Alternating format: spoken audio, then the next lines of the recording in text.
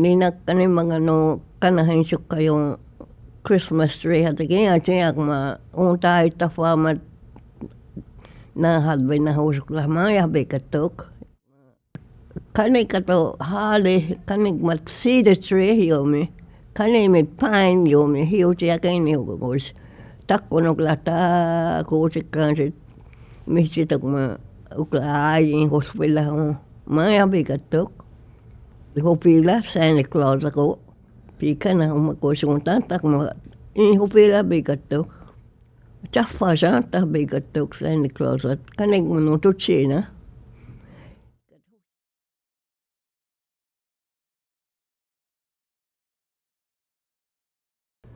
Na upaki kumat pi asak ma bekatok yung pi wasuha mato Santa Claus masukla.